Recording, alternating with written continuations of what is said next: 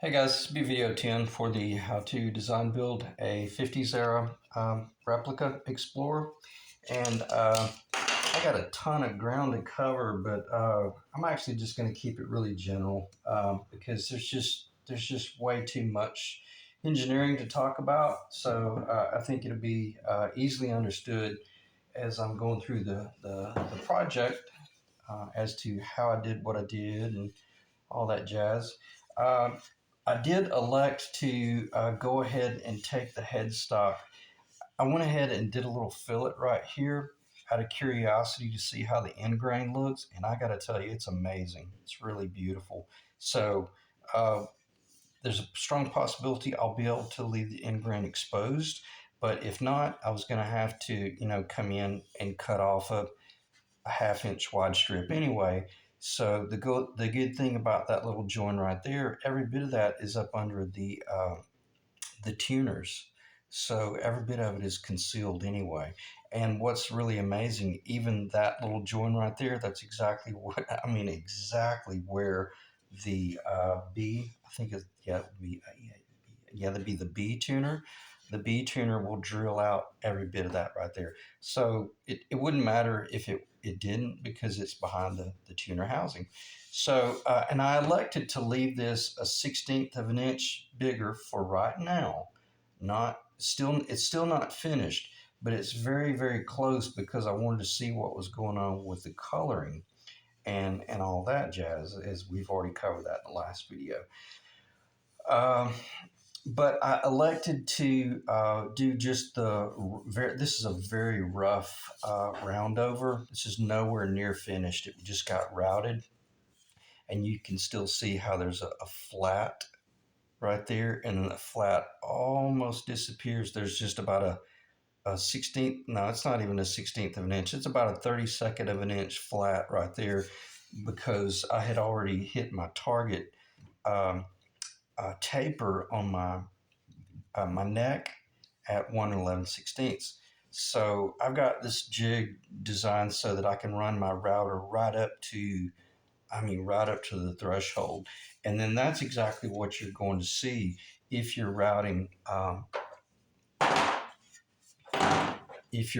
from overhead. See, some guys will put this in a jig like this, and they'll raise this part up on the taper that they want, and then they'll route from overhead. But I don't like that because you run the risk of tearing up your heel, and you run the risk of tearing this up, and you also have to stop about right here, and then every bit of your heel has to be shaped by hand.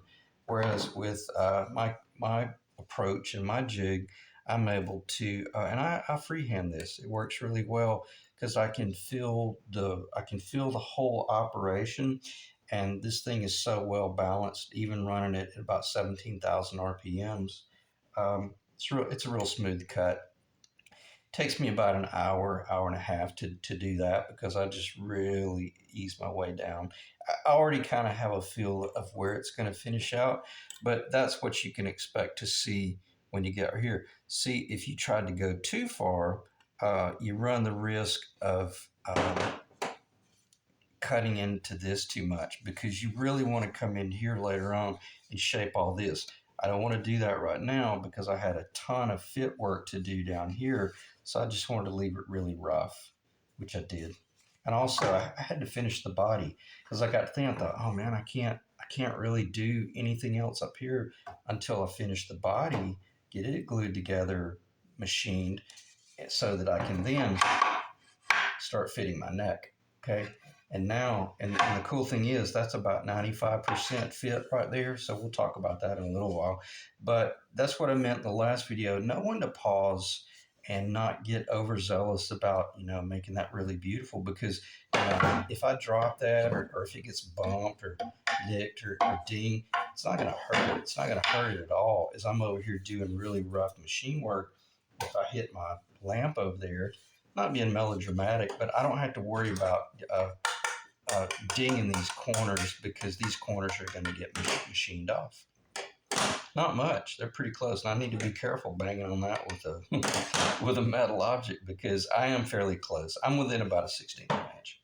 Okay, so and I always like to put notes on my actual job, because that way, if if I get distracted and I start doing something like I pick up my chisel and start kind of doing a little bit of carving, I know to kind of check my note and realize that no, the first thing I need to fit the tendon and the heel dry, and then verify the headstock profile, then drill the tuners, locations, and all that jazz. Because, oh, I'm glad I thought of that, or I went off the cuff. Proceed with extreme caution with the Electric Herald templates, because his tuner locations were incorrect.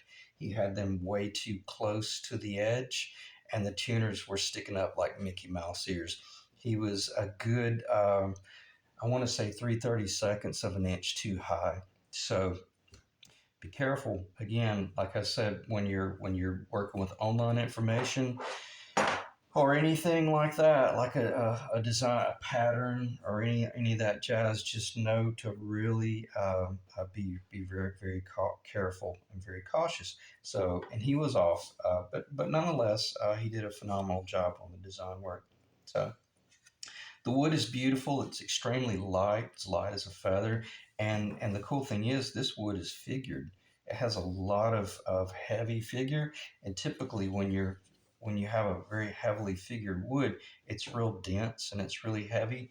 But I did a weight analysis of yeah, here's one. This neck compared to this neck right here. They're virtually identical. This one's just a little bit taller, and the heel is a little bit different, but they're very close as far as uh, even scale. I'll show this. This will be easier to show it this way. Um, See, that one's a little bit taller there because it's for a really thick hollow body guitar that I'm building.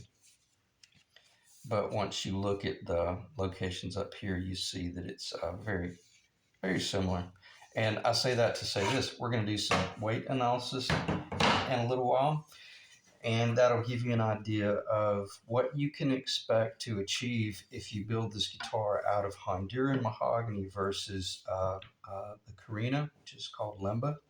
So again, keep in mind this has a very small amount of figure, but this has an enormous amount of figure. If this mahogany had an enormous amount of figure, it would be considerably heavier. So the fact that this is figured and is equivalent in weight, that means that per what it is we're working with, the Korina is a much lighter wood, much lighter. So I'm really blown away by that, and that's very cool. So it's not going to be a light guitar because it's so big. And I almost said exactly what I almost said, but it's just big. It's a big guitar, but it feels great as far as balance. And it's too big for me to hold up and show in the camera. And this is not completely fit anyway. But when you start, I'll try to do a flyby like the USS Enterprise. I mean, it's enormous. It's just a very big platform, but it's very graceful. It's very beautiful. And before I forget what it is I wanted to clarify, when you put that baby on your knee, man, she's unbelievably comfortable.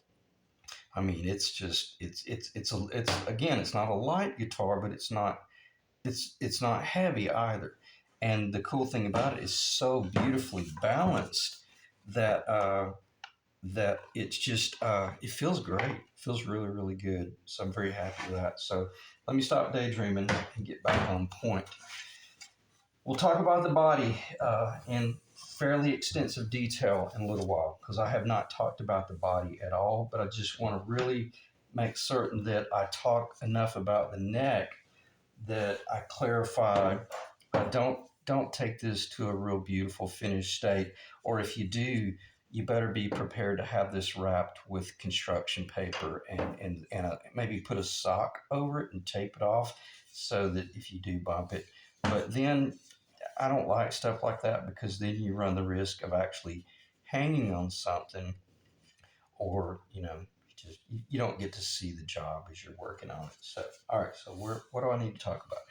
I really don't have time to talk about how I cut that heel. Oh, I already did. I covered that in the last video where there was I had the one partial straight edge that couldn't be trusted and one was tapered. I put it on a jig, just a rectangular jig, put this on the center line, and then just run it on my table saw there, run it on my table saw there, and then flipped it up. And I trust my table saw so much, I just held that against the fence and I did that initial cut. And I'm glad I'm going off the cut. Keep in mind, this is your constant that you need to maintain. Always be, and I don't mean I'm going to show it with this little. Well, let me just show you what I use. I use like a 4 foot aluminum straight edge, and I'm always kind of checking that to make sure everything's nice and cool. So I'm always checking that. And see, this is just not really long enough. But once you know that you're maintaining a perfectly flat platform right there, and this is not changing, things like that, then you know that this little continuation right here is maintaining a nice, beautiful, flat platform. The next thing, because you got to maintain that for the fretboard. If this starts getting out and then you start doing finish work here, well, you did finish work back here based on this possible. I shouldn't do that wiggly, but it might be pulling a little bit. It's not. I've already addressed that. But what I am trying to get to is when you cut that tenon, there's nothing more important than keeping this perfectly square.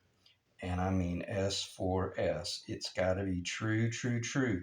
If something happens, you better make note of it so that you know that this is 90, this is 90, this is 90, and then maybe this one's 89. Well, you better find out what's going on.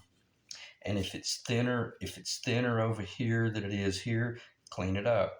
Even if you have to glue a little shim on here and sand it, shape it, sand it, shape it. But if you did a really good job machining that tenon and you trust all of your tools, it'll be nice. It'll be perfect. And this right here was all done with my Stuart McDonald templates. None of that was done freehand. Every bit of that, everything that you see was done trust using the templates. So if you don't have templates, you're going to have to build you're either going to have to build a template or you're going to be cutting all that in steps. And it's going to be very labor intensive because you can't freehand that type of stuff. Nor can you come up here with, flush cut saws. You could. I'm gonna digress a little bit.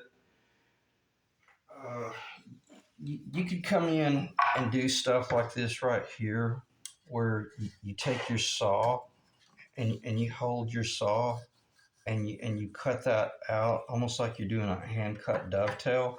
But man, that's an enormous amount of work when you could have just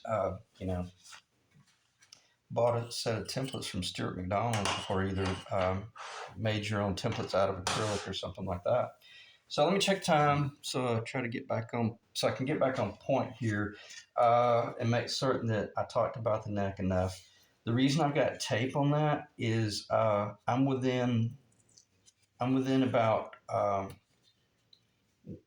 probably close to a 1/16 of an inch of the finished neck. That heel is nowhere near the finished heel. So if you see the heel up under there, don't let that spook you. The heel's going to come back considerably more, and every bit of that's going to have to get done by hand.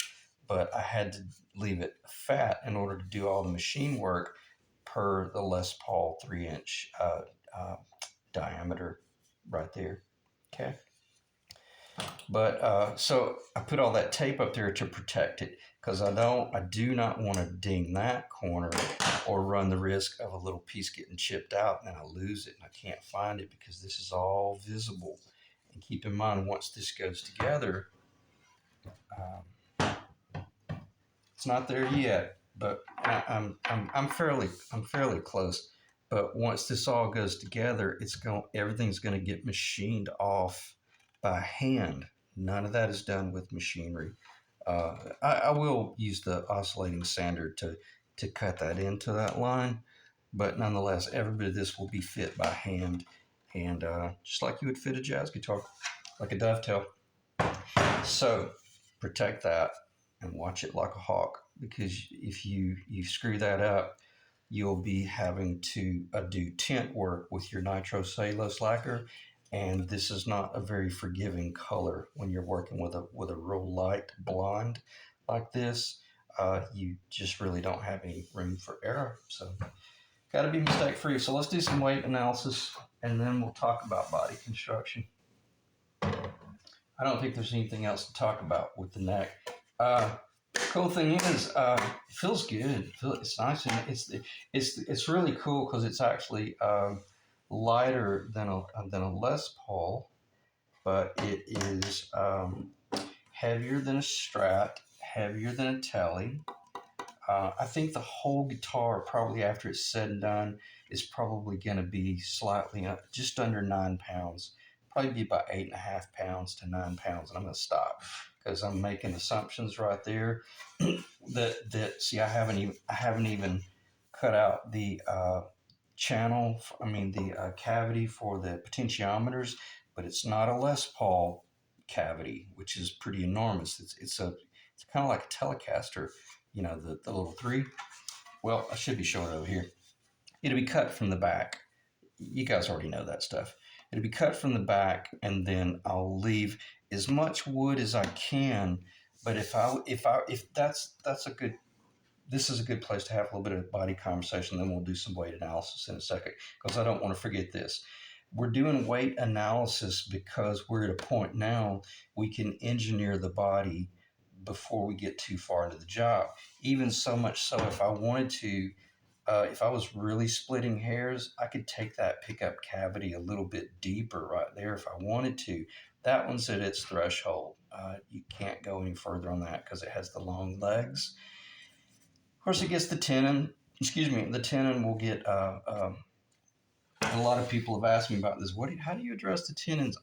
After it's all glued in and after it's all said and done, I put the routing jig up there one more time, and I route that out. Now I do a rough L shape, and then I run the router one more time, and I blend everything in the tenon into the pickup cavity. Okay, but when you're at this point, you can do a little bit of additional route work, or maybe a little bit deeper, and carve off some pounds, carve off a little bit of weight. This being a solid body guitar, it's just what it is. They're not very thick. I had originally thought this was going to be around 1 5/8 of an inch thick, but all the historical forums that I went on and all the true accurate online information, it's a 1.5 inch body. And there was some misinformation where some people were talking about it was 1 3/8. I can assure you it is not 1 3/8 of an inch, because when you look at the jack plates for the modern one versus the vintage one, that's the jack plate right there for the modern one. It's rectangular. The vintage one is square, and that's going to be your jack plate.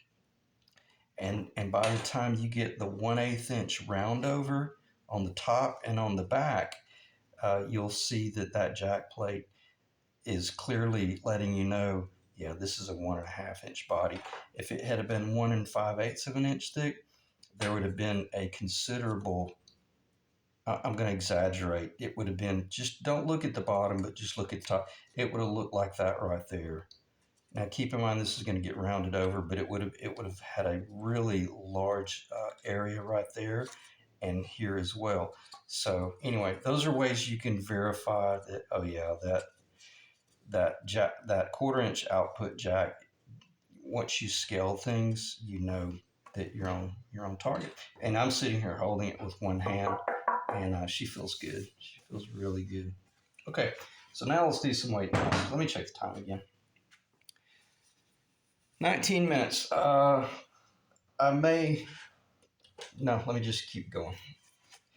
I do want to get a little bit technical talking about the body later on, but I think it was pretty important, since it's been so long since I've done a video, to really drive home how you're beginning to marry up the neck construction work to the body construction, and again, knowing when to pause.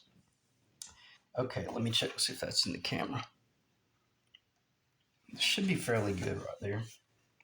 And I'm gonna try to tear. Okay, I'm gonna be in pounds first, and then I'll convert over to grams. Okay, 6.224 pounds, 2,823 grams. Okay, and we'll do everything together in a moment.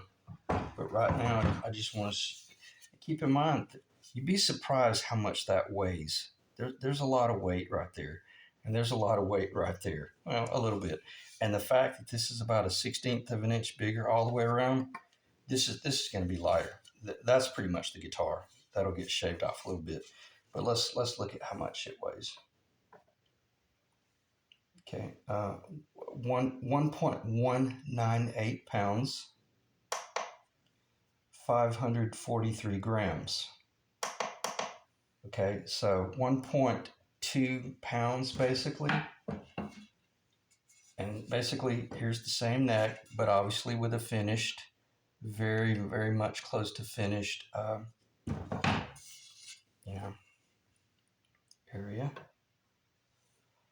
1.088 pounds. So you see how close they are? It's not like this one weighed 1.5 pounds or 1 3/4 pounds.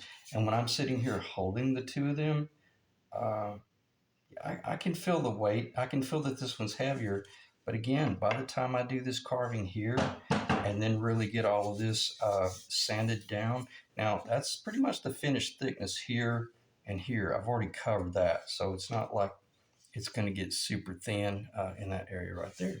So anyway, let me get this off the table. That way it won't be a distraction. What was I going to do? I was going to put the body back up here now and then weigh the body and the neck together. And I think I did the grams as well on the mahogany neck, but if not, I apologize. So let's do a tear. What I want to do now is basically give you an idea of what the husk is going to weigh. And I'm really excited where it's going. All right, is that on camera? Make sure there's not a glare. Check it again. Should be good. 6.224 pounds for the body. 7.422 pounds for the body and the neck. That's exceptional. That's an incredible weight. Keeping in mind that it's going to be even lighter than that because it'll get all of the cavity work that we've already talked about and this little bit of route channel up here and that route work right there. I imagine it's going to be right over 7 pounds for the husk, but that's a great weight. So let's check that in grams. 3,366 grams. Okay. All right, we'll get that stuff off the table. And I don't really think there's any need to have the neck on the table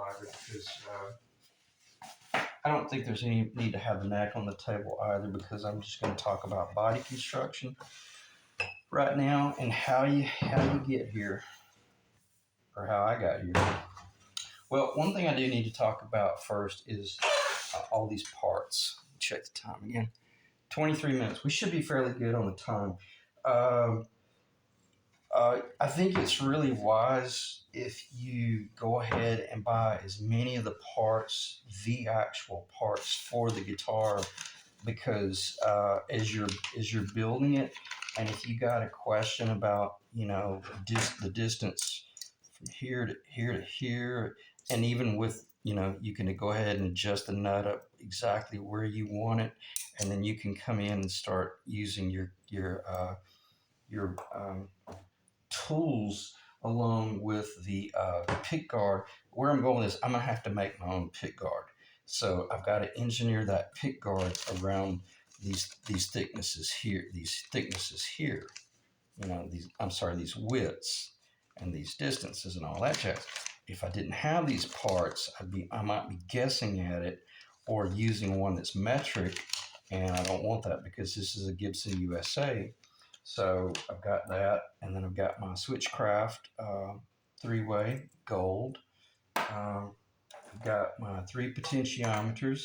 Uh, and the reason I like having these potentiometers is because, as I was talking about, I always start out leaving as much wood in there as I can, and I crank this bottom nut all the way down, but I don't take it off. I like to leave that nut on there, and I'm going somewhere with this, so just bear with me. By having this potentiometer here, let me see if I can just do it. I know exactly how much wood I can leave in that body because it's not going to get any sort of pick guard over it. That'll be the bottom of the. You guys know what I'm talking about. That's the cross section, and that with that right there in hand, I know exactly how much wood I can leave in the body. If I didn't have this item, I might be overly cautious about routing that, and I end up routing out 1/8 of an inch that could have been left in there, or even more. And then I'm sitting there going, "Oh man, crap! I'm having to crank that bottom nut up really high, and now I've only got 1/4 of an inch thick top right there." I like to leave as much wood as I can for the tonal aspects. Is where I'm going with this. So when you have these items in hand, makes it very easy. See, I can look at depths, and I never even have to. I don't care really what the reading is. I just want that right there, and then I'll come up here with my pencil and make some marks. And that way, especially if I'm building a custom guitar, and I was planning on maybe doing something funky like this right here, but then I was going to try to work the jack down here. Well, you got to engineer it so that it's not interfering or coming in on a corner. I'm going hypothetical there, but nonetheless, building this guitar applies to anything.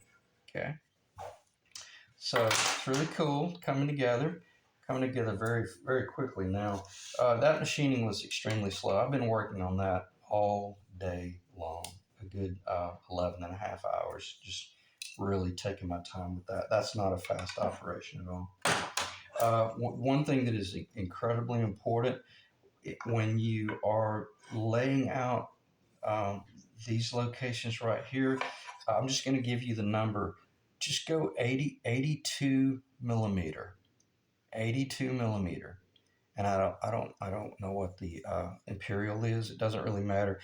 But what I'm talking about is center to center, because even though you're not going to be putting a Bigsby on it, if you ordered your tail and your bridge metric, or you thought you got a smoke and deal on your bridge, and it's metric, and you saved $20, well, you should have gone with the Cluson USA, because everything about what you have here in front of you is I can't remember if they I think they have theirs facing forward. See how quickly you start seeing the guitar materialize? And then this is all Cluson USA. That's an aluminum gold plated. And where I'm going with this, if I had have gone with a metric, these two studs would have been closer in. And then if I ever elected to go with a Bigsby, the Vibramate, the USA Vibramate, probably wouldn't fit very well. Or either you'd have to come in and do some sanding on this, and I hate like that. So 82 millimeter is USA specs.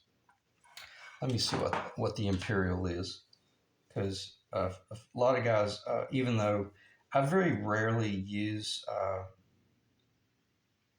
a metric, and I did not misspeak, I typically use SAE. I'm looking, it is under 3 1/4. So that would be, man, it's close to, it's in the 64th family. So sometimes maybe it is better to use metric. Okay. It's 82 millimeter and it's a little bit under 3 1/4, but it's definitely over 3 3/16 of an inch. What I'm saying is, if you went with the metric, this might be in way too tight. And then you got a nightmare situation where you thought maybe one day you put a Bigsby on there, only to discover that the Vibramate's not fitting properly. Okay, so buy all your parts, and also it's very motivational because you begin to see. Let's see if I can put this together, in a makeshift fashion, and then I'll do a little bit of. I got it too far away from me. I can't reach the guitar. It's so big. I'm trying to keep it on camera. But when you begin to put it together like this, you begin to see the guitar. I don't want to take these out of the wrapper just because I want to keep them protected. But just, envision I didn't clarify.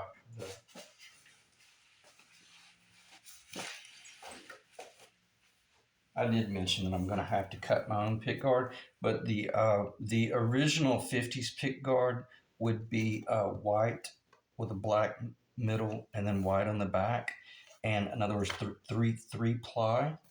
But this client, he elected to go with the black, white, black, which is really cool, very, very sexy against the gold. So it's going to be really, really stunning. But that's what I meant by having these parts here. I can now engineer very much exactly the dimension between the two, and then I'll make the determination of just how tight I get. I don't want to leave a gap, but we'll cross that bridge later on. Where I'm going with this, sometimes a lot of guys intentionally uh, they do work that it's not sloppy, but it's a little bit loose, so it looks like it was handmade. And I'm getting to the point to where I'm getting good enough at building guitars by hand that sometimes they look a little bit too nice. So I have to do certain things that kind of relic them a little bit. But I'm not going to do that with this guitar, period. Uh, because that relic work in itself is an extremely it's an artisan type project. And I'm just going to stop talking about it because I can do relic work, but it's not cheap, is what I'm saying, and I'm not going to give relic work away. So on that note, if the client wanted it relic, I'm sure there's someone in their area that could do beautiful relic work, and that way you're able to go to their shop and they're going to be able to show you this item and say, or they'll show you three of them, and then the client could determine, yeah, I like that, or that's too much. But if I start relicking it here in my shop with you not being able to see it, then it lends the opportunity for the client to not be happy with what you did. And it's one of those situations where it's like, I should have just left the thing pretty and clean, and then they could address that stuff later on. So just proceed with extreme caution when you start doing your version of what you think the client wants, because typically it doesn't end very well. Okay, so very cool guitar. Now let's talk about building that body. And I'm going to try to give enough information that it's worthwhile, but not overwhelming. And I'm not going to talk about any of the machine work at all, but we do know that we got two different boards that we're gluing together, and we're very fortunate, by the grace of God, this tree grew large enough to really get one full wing right there, which is beautiful. So in other words, there's no glue joins at all. I'm gonna hold it upside down, but it's just stunning. And you can see the black pencil mark right there. I'm within about a 1/16, and then all of a sudden that's about 3/16 of an inch then it gets closer to a 16th. So typically I was holding close to a 16th. That's about a 32nd right there. I'm pretty darn close to the finished guitar. But that was intentional because I wanted to cut away as much of the weight as I could so that I could do my weight analysis. There's a considerable amount of wood left in right there for no particular reason at all. It just, I didn't want to load up a smaller sanding disc on my sander and start cutting that away. Also, for the fact of I didn't know exactly where I was going to put this body with up on the atop this board. I thought I might decide to shift it forward about a 16th of an inch, but I knew that I was getting pretty close right here, and I didn't want to go any further that way, even though I could have. See what I'm saying? So when you're getting at this point, you're really beginning to split hairs, and you're asking yourself, does the glue line look incredible? And to me, it's pretty amazing. And this is still not even finished sanded. It's very close to finished though, because this body is perfectly surfaced on two sides. Surfaced side one, surfaced side two. If you did a micrometer assessment of the thickness here, it's identical to here. It's identical to here. It's completely consistent. There's no inconsistency there. Okay. So how do you build it? Let me just grab the blanks, and it'll be so much, because this thing is so, weird, the shape. How in the devil do you get a hold of it and clamp it and all that stuff? Here's your first move. After you've done all your joinery and all your fitment, basically you have one or two things. You could put it like that if fitting this piece to the bottom. I'm not talking about gluing it. I'm talking about dry fitting. So at this point, you don't have to have the most expensive clamps in the world. You just, because this is not an enormous amount of pressure, but I'm just going to walk you. Let me see if that's in the camera. Okay, that's how I started. And I'm going to stop talking, and I'm just going to do the job. Again, this is dry fitment. Let's see, do it like this. No, I think I did it this way.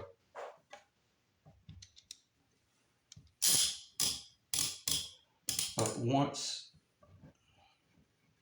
and I put a little bit of torque on it, but not too much, because I didn't want to distort what I saw. And I put this up against a light bulb behind it, and I was really looking for daylight to make certain that I had a perfectly S3S surfaced, and surfaced, so that I had a perfect join. So that once I started torquing it up, I'm perfectly flat. And was it perfectly flat? No, but it was close enough, because I knew I was going to be putting this on. I was going to be surfacing off this whole top anyway. So I was working from the back to start with, and then starting with that initial clamp. Now, no, I'm actually wrong. I've got that backwards. And now that's how I did it, but for the camera, I'm going to have to show it this way. And it'll blow your mind how easy it is once you see what I did.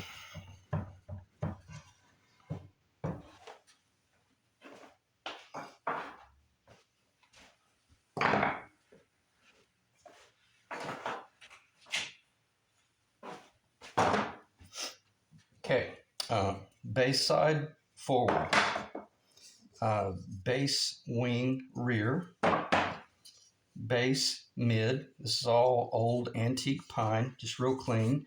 In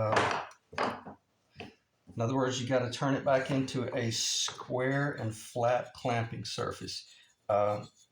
Treble front, so it goes like that. Treble middle, see how I got my arrows? And if you notice, see how when you start clamping that, if you didn't have this one put in first and you started clamping that one, it's just going to start sliding down until it bottoms out. So you have to clamp this one first. Again, we're doing the mock-up, we're doing it dry, and then you clamp. And all this is right here is just a little cantilever to catch the wing out there. And I hope this is on the camera. It's literally so big, I can't, there's no way I could show this by standing it up. So you put a little bit of pressure on this one, and your clamps are basically, you can alternate them, but you're basically doing this right here.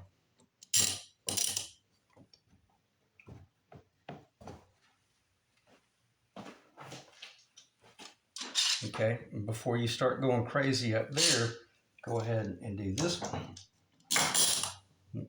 And go ahead, and I'm gonna do it this way because I can reach it.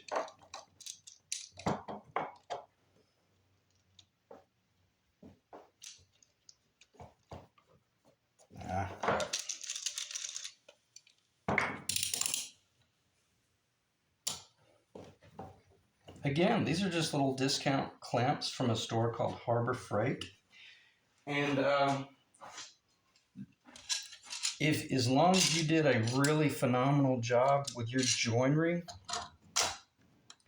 you don't need an enormous amount of force to try to pull it all together. Does that make sense? So do exceptional work. I think this, oh, and this is one of those things where open your clamp up all the way because this thing is so big. Actually, this one was too big and I had to put it on the table saw and rip that down so that I could actually get the clamp across there. Okay, so I got that clamp right there. This is hard to do on camera. And then there's another clamp somewhere.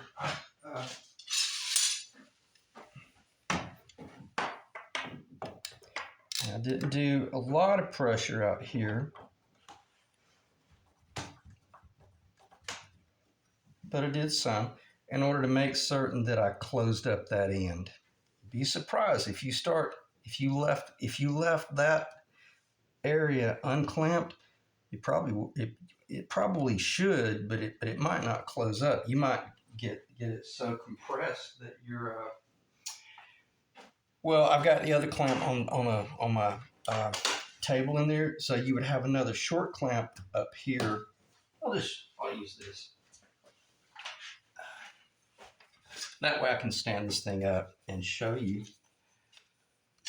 I do not use quick grips on this type of clamping. This would always be done with cabinet clamps. So you see the operation. And I'm going to see if I can stand this up without it blowing apart. Well, it should. Well, no, it probably will. I'm not going to be able to stand it up. But, you know, you see what we've got there.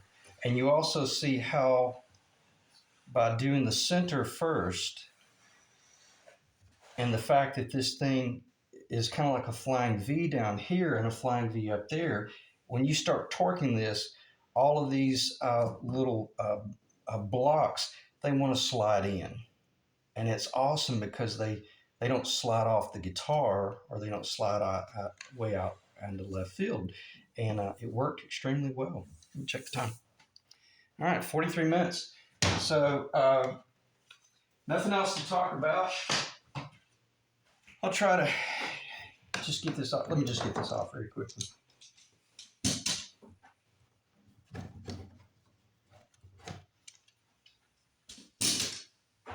But I've found when I first started building the Flying V, that was the most frustrating thing I had ever done in my life.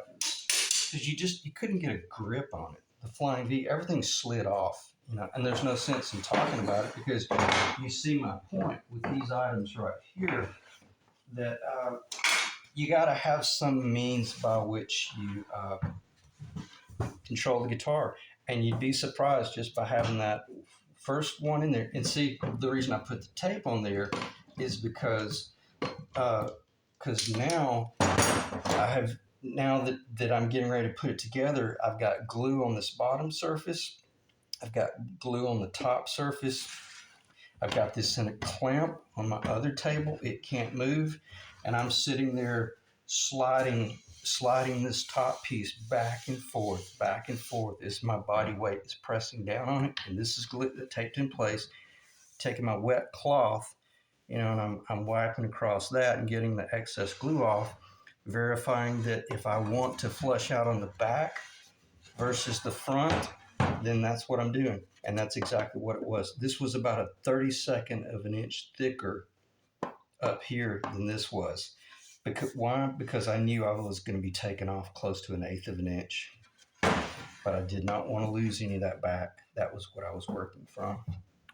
And the last thing I need to do is fight this little devil slipping off or moving around on me while I'm trying to build an Explorer.